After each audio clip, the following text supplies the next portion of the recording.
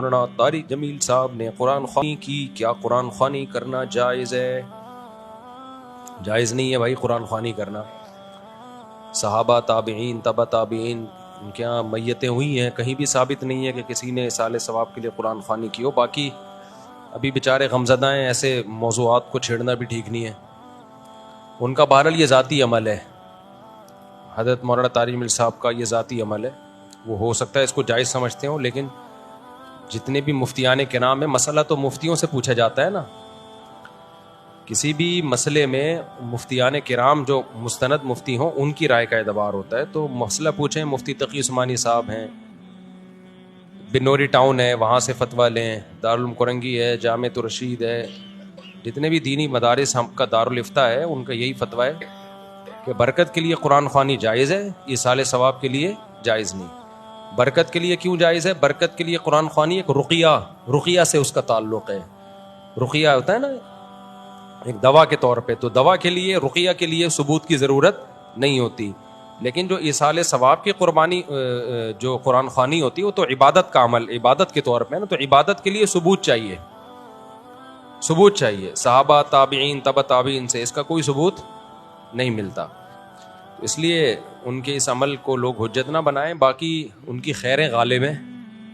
کسی بھی عالم کی ایک دو کوتاہیوں کو دیکھ کے یا ان کی ذاتی رائے کو دیکھ کر بدگمانیاں پھیلانا بھی ٹھیک نہیں ہے. یہیں میں ایک اور مسئلے کی وضاحت بھی کر دوں، اگرچہ میں پہلے وضاحت کر چکا ہوں، لیکن اس مناسبت سے مزید کچھ وضاحت.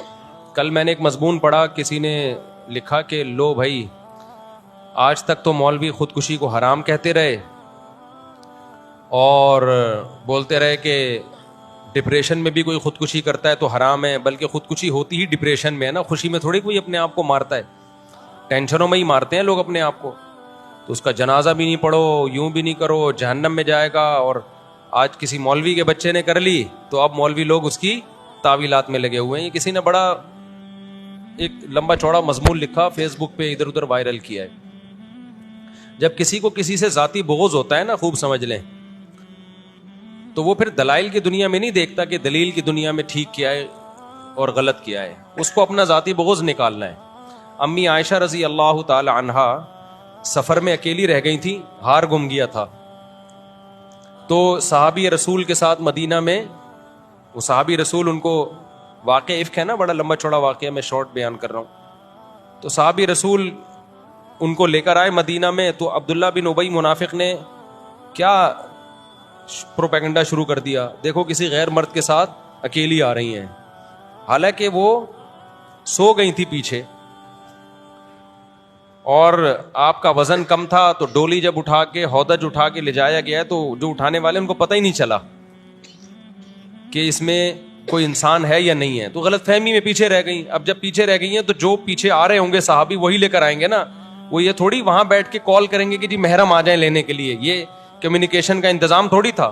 اور بدگمانی پھیلانے والے تو پھر بھی پھیلاتے.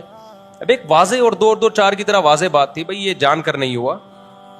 اب جو پیچھے ہوگا وہی لے کر آئے گا نا ان کو. تو حضرت عائشہ تو تعریف کرتی، انہوں نے نظر اٹھا کے بھی نہیں دیکھا پورے راستے میں. لیکن کیسا عبداللہ بن ابی نے پروپیگنڈا کیا.